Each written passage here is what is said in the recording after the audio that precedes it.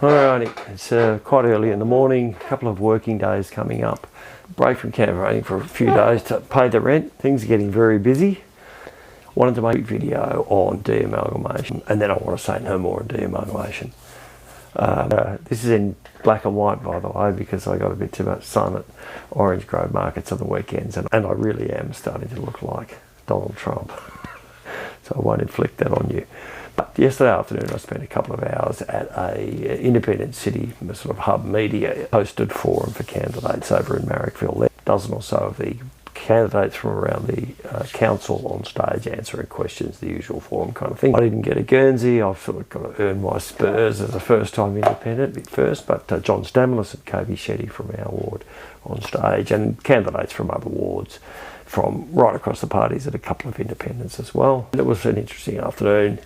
Bit of a lefty fest, you know, these things that you end up walking away with pamphlets on saving all sorts of things, but lots of passion and heaps of very committed people in the room. And the reason I bring that up is because one of the people in the panel was a woman called Pip Hinman. She's well known around the inner west. She's standing as a Socialist Alliance candidate at one of the Marrickville precincts. She's been around for a long time. She's very, very active, well known, being a lot of the kind of activist courses. Pretty compelling speaker. She probably of all the 12, even though I probably disagree mostly with her particular worldview, she's most compelling and certainly the most pragmatic in a way, in the sense she was pretty blunt about things like the so-called apolitical role of independence. She had talk in this election about let's get the politics out of council, and she said, look, you're kidding yourself if you think that people like me and like John and like Vic McCree and others aren't politicians too, you know, and she's absolutely right. So often these sort of lefty fests is a lot of sort of undergraduate-ish kind of hyperbole and rhetoric, and I get a little impatient, not because I like problem solving, I like action, not just. One of the things that struck me about Pip, and I mention her because she's very much involved in the de-amalgamation camp, there's a degree of pragmatism and realism in the approach she's clearly taking to that, or that group. It's not just her, but she. And so it's worthwhile, you know, treating that with respect.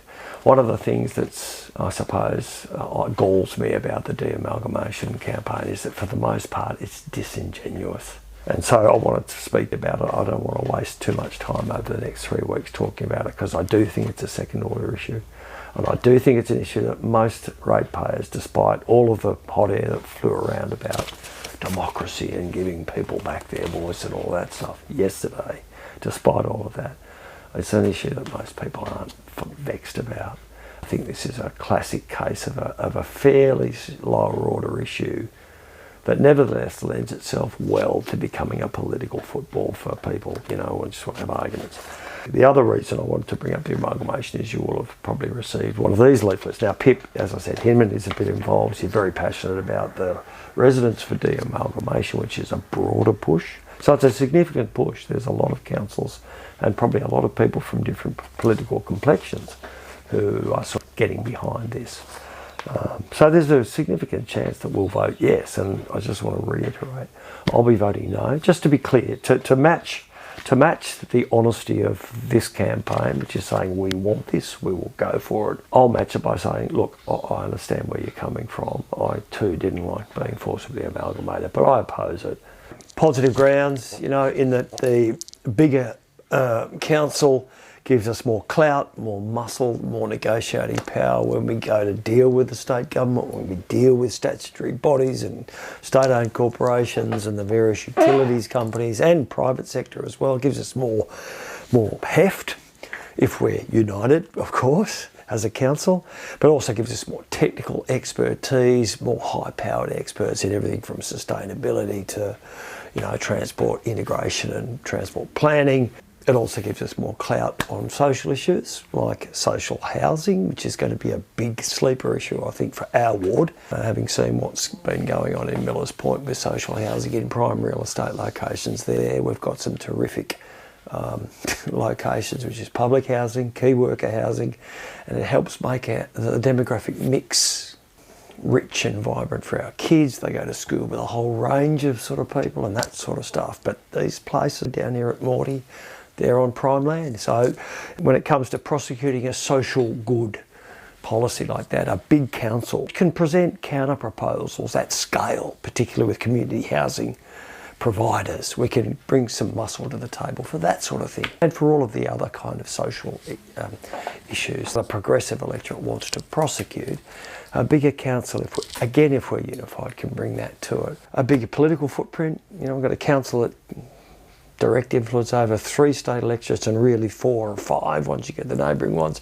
A couple of federal electorates gives us a bit more potential political leverage over the high level planners. So, and the other thing about, the positive arguments, I do think it's too early to write off the economies of scale, the better, more efficient, joined up strategic provision of services, particularly in transitional stuff, in better waste management, better stormwater harvesting, better energy, sustainability, joined up thinking on green and blue infrastructure. So even though people are saying, it's been a failure, it's been a failure, early days. On the financial side, people will say deficits, the leaflet says deficits. 5 years into a 15 or 20 year transitional program, we're doing just fine. In fact, we've got a surplus, a little turnaround surplus. So the leaflet that the de-amalgamation is sitting around, it's got a few little fibs in there. Democratic rights of residents to speak to council about local matters have been severely restricted. Well, it takes you about a minute to log on as a public speaker at the regular meetings. I did so myself a couple of weeks ago. That, as far as contacting council, is possibly a bit harder, but really, internet, it's a wide range of resident advisory committees and organisations such as bush care groups have been blocked and sabotaged. Blocked and sabotaged, strong words. COVID has shut down things like bush care. And put yes back in a council that's accessible. Yep, okay, fair enough. Yes to a council that protects you. Okay, that's the first couple of paragraphs of boilerplate. Difficult, how do we go about it? Nobody has got a clue how we're going to do it. Will result in rates rises. We'll be having to pay 9 more councillors, 30 grand each a year. Do your own research. So I think it's a waste of time. As the Cootamundra Gunner guy, experience has just shown, I don't think we're going to get de-amalgamated by either a Liberal National government or a Labor one. This is where the kind of slight playing both sides of the field from not just Labor, but I think the Greens as well. Those parties are now saying, well, we let the people decide. Well, just tell us which way you're going to vote yourselves. Do you support de-amalgamation or don't you? Pip Henman and the de-amalgamations do. I don't, and that's John Stamlis, to his credit. He's driven much of this de-amalgamation stuff. He said yesterday that I'm going to be voting yes for it, so he's been open and honest, and good luck to him for that. John and I differ on that. The Labor Party, the Greens Party, for by and large, as I said, they're sort of backing away a little and trying to avoid being too unequivocal about where they stood. In fact, at one point the Labor Party said that their position was that in the event that there is a significant yes vote, the Labor Party will heed the wishes of the electorate. And that word significant, where the fudge factor comes into play. There's a very real chance that we will vote yes.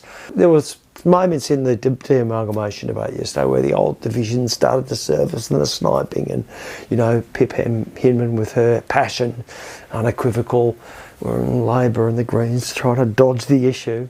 That's the danger we face, right? That's my fear, is that we might just, by dint of, more democracy being a good thing, we might get a 55 or 60% vote. And my gut feeling from yesterday was that Labor would probably then say, well, that's, it's not really that clear, so we'll just go on our merry way and pretend it didn't happen. Because don't forget, it were the 3 Labor councils who in the end decided to accept forced amalgamation. So if there's that kind of vote in the 50s or low 60s, or a not significant enough vote, as the Labor puts it, you're going to have that. But you're going to have a mandate. And Pip Henman, again, to the credit of this campaign, said that if we get 51%, that to us is a mandate and we will go for it. So you might have that situation where we wake up on this, the 5th of December, we've voted yes by, say, 57%. Some parts of the council haven't been as strongly supportive of others. That's another headache. What happens if we vote no, but most of Maryville and Asheville votes yes? But if we wake up in that situation, you are going to have a couple of years ahead of us, I fear, where, say, a controlling Labor and Greens kind of group on the council, who knows very well the headaches, just the technical headaches involved in trying to unscramble an omelette. They've suddenly got this mandated requirement to pursue something they know their own state government isn't going to support anyway, at great cost to the ratepayers. And that will be being harassed the whole time by those elements of the council voters and groups like PPMs, who very rightly, absolutely rightly, will be able to say, we fought for it, we said where we stood, we got the mandate, we expect you to deliver. And to me, that would be a recipe for yet more 2 or 3 years of lefty on lefty fighting over mouse shit, basically, while the state government will be rubbing its hands going, yes, I love it when lefties fight, because then they can get on with doing the big things that we should be focusing on. So that's my fear. So have a really good think before you do vote yes. Do your own research. If it's a big important issue, as it clearly is to Pip Henman and the de-amalgamation push, I wish you the best. And I'll say thanks for your honesty and let the cards fall where they are. To most ratepayers, I say, if you're speaking with the Greens and Labor, ask them, which way are you going to vote? Do you support it or not? These referendums aren't just about sitting back and saying, well, we'll throw it back to you people. It's also about leadership, right? Whether it's a same-sex or a republic referendum, it's not enough to sit back and wash your hands, and right? We didn't ask for it. You gave it to us, council. Final quick point to make is that obviously if you do elect me and we also vote to de-amalgamate, I'll jump on board and I'll be disciplined and I'll do my best to be unified. A friend of mine says, Jack, we can walk and chew gum at the same time. So I'm sure that we'll be able to pursue a feisty campaign for de-amalgamation and maintain focus on the things that really do matter. And in fact, it may be useful in that case to have a de-amalgamation skeptic on board to make sure we do walk and chew gum and fart at the same time and just completely shit ourselves. So I'm going to try to avoid talking about de-amalgamation again, because I think it's Philippa Scott, I think, Labor candidate in, I want to say, Leichhardt. At one point said, I hope this is the last time we have a conversation about ourselves in our own form of government. I think a lot of people feel that way. But this de-amalgamation referendum is a recipe, I think, for consigning ourselves for a couple more years of exactly the same. No more on de-amalgamation. Let's get on with talking about the bigger issues. Thanks. Cheers.